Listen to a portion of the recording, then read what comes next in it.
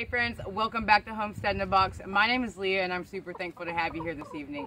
In tonight's video, I want to talk to you about something that might sound foreign, but it's called the fall and winter garden. It's a total misconception that you plant your seeds in April and May and then you watch your garden grow and then you watch your garden die and then you're done until the following year. It doesn't have to be that way. You can actually grow food year-round right here in the state of Oklahoma. I know because in September I will have been growing food for a complete year non-stop, other than in February. And even in February I still had seeds being planted. So technically in September I'll be growing food for a full year. And I was completely amazed at the amount of food that you can grow in October, November, December, and January. And I just think that it's super awesome and it excites me, and so I want to share that with you all in case you have it on your heart that you might want to grow some food. If you like cabbage or Brussels sprouts or cauliflower or broccoli, you can grow all of that in the wintertime.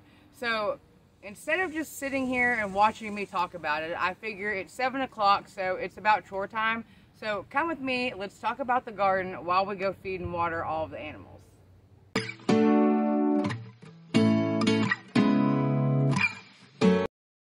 Tina and Tammy are munching down, getting them some fresh water. You can see over here where they have them their own little like swimming pool area. They take the pool water and make their own little waller out of it. All right, why the water fills? So I am in Oklahoma. My first estimated frost day is November 11th. So that leaves me 100 and some odd days until my first frost. So I will be planting in the ground here by July 15th. I will be planting another thing of sweet corn. I'll be planting green beans, any pole beans or bush beans, corn, any squashes. I'm going to plant some more summer squashes. I'm actually going to succession sow them and like per week I'm going to plant some, and then a couple weeks later plant some more summer squashes, and my winter squashes, which is my acorn, butternut, pumpkins, and that is all what I'm going to be planting by seed. You don't have to have plant starts. If you want to go out and purchase plant starts, July 15th is also the date that you need to be planting tomatoes, peppers, anything like that. Some places still have plant starts. I'm hopefully going to go purchase a couple plant starts tomorrow at a farmer's market for some peppers. And you can still plant those in the ground by July 15th, okay? Like I said, a lot of those are from seed. You can just direct sow. A couple things to keep in mind when direct sowing plants when it's so hot is you want to maybe mulch over it, put something over it. That way the seed has what it needs, because it's going to need a certain temperature and moisture, and you don't want your soil drying out. So make sure when you are sowing the seeds directly in 5-gallon buckets, directly into the ground, fabric pots, raised beds, whatever it is that you have, just make sure that you have some type of mulch or protection to protect that seedling from the harsh rays of the sun and the harsh heat right now. If you're in Oklahoma, you know, and probably no matter where you are right now, we've had just some hot heat. Like, it's hot out here. It's so hot. It's 7 o'clock at night and it's still 100 degrees out here. So, anyway, so by July 15th, corn, pumpkins, beans, squashes, you still have time to plant those. Cucumbers, you still have time to plant those in the ground by seed and get a harvest off of those before our first frost is estimated. Those plants are particularly called frost tender plants, and or tender plants. They're tender plants. And so the first frost will wipe them out. Once it gets too cold, it will wipe all those plants out. So cucumbers, sweet corn, beans, pole beans, bush beans, anything like that. And there's more things out there. This is just things that I'm planting. Like, you can plant okra. I mean, pretty much anything that has 100 some odd seed to harvest date, you can plant, because you still have 120 some odd days until our first initial frost, where I'm located here in southeastern, whatever, Oklahoma.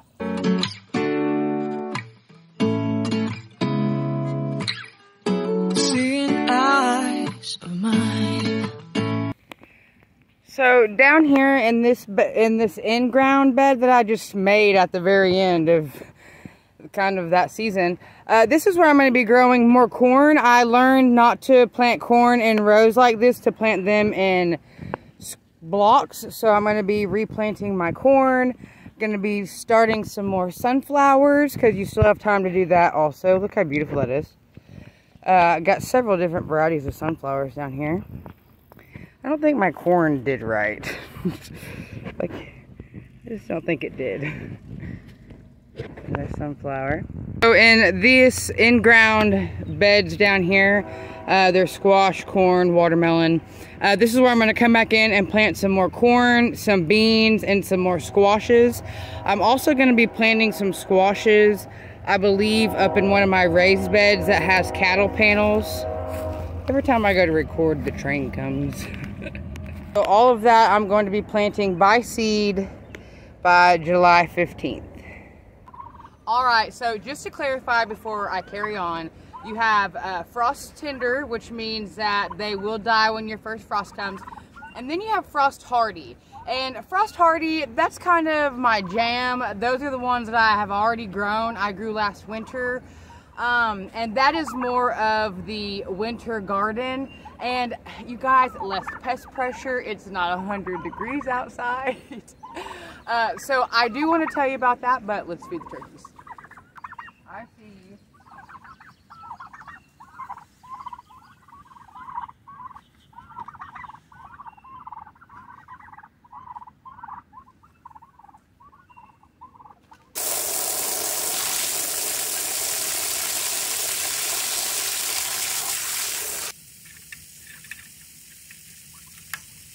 So they're done, and listen, before I talk anymore, I want to get to the shade, so let's go to the rabbits because it looks so nice and shaded up there. Now that I'm in the shade, I feel like I can talk a little bit more. So now I want to talk about frost hardy plants and what that looks like for me here.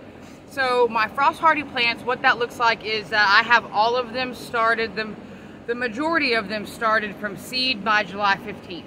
So tomorrow my day will consist of filling seed trays and planting cauliflower, broccoli, and Brussels sprouts. Cauliflower, broccoli, Brussels sprouts. I believe those are the only things I'm starting from seed. That way I can transplant those plants out around August 15th. Between August 15th and August 30th is whenever I will transplant those out. But if you want to grow, just try it. I mean, it's possible. It can be done. If you're questioning a fall and winter garden, I highly suggest you look into Elliot Coleman.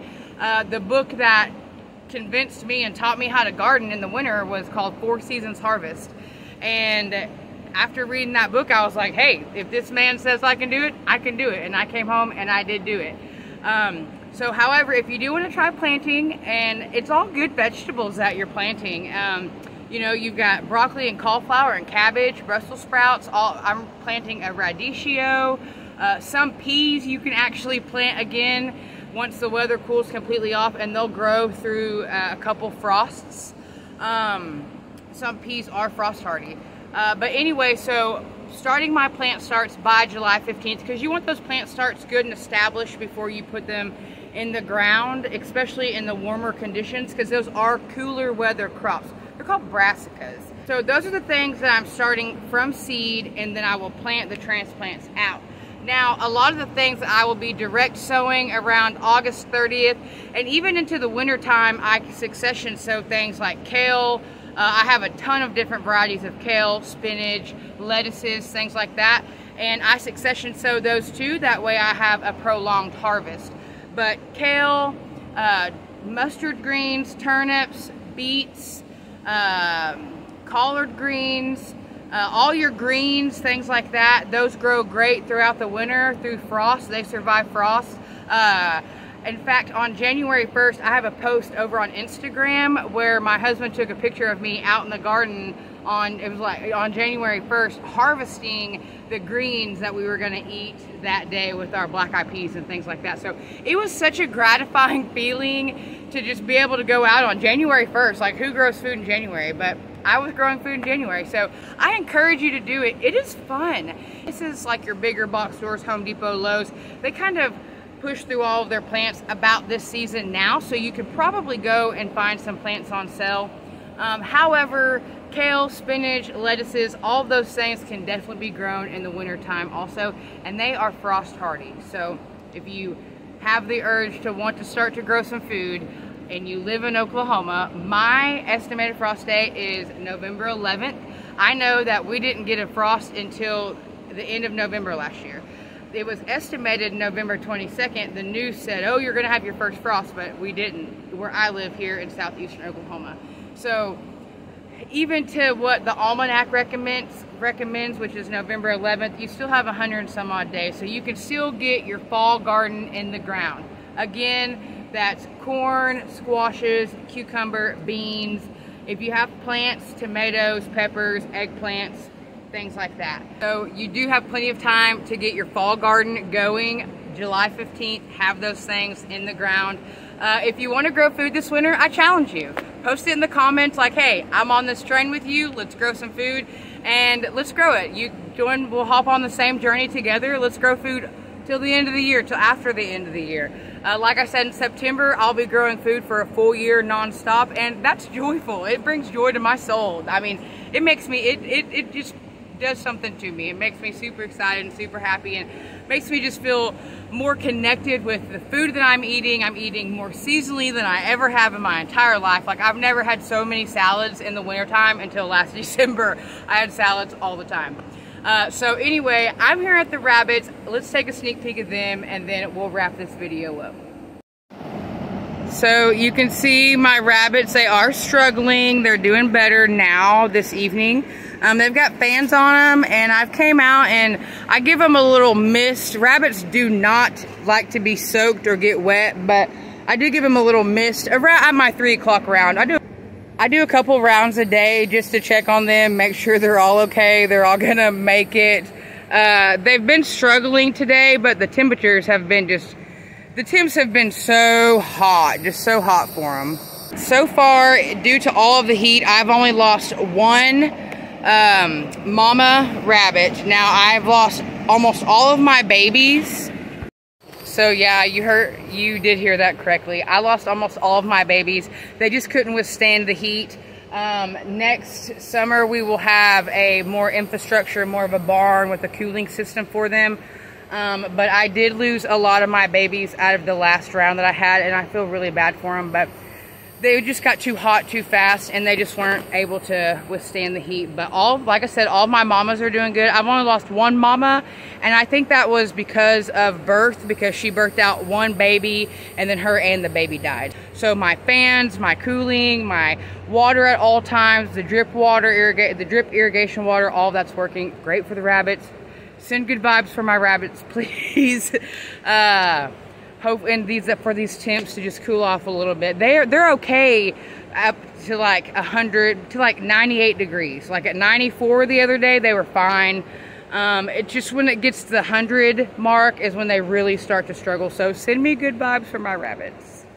All right, so I don't know if I mentioned carrots, but you can grow carrots all winter too. You can grow carrots into the fall, into the winter also. Thank you all so much for coming, hanging out with me this evening. I've enjoyed it. It's been just really busy here lately. I am trying to put out videos as often as I can, but it's busy. Go follow us on social media if you want more of a daily of what's going on here around the homestead. Thank you all so much for being here. I'm sending you good vibes. Send some good vibes to somebody that you know. The world needs good vibes, friends. So send some good vibes, and I will see y'all next time.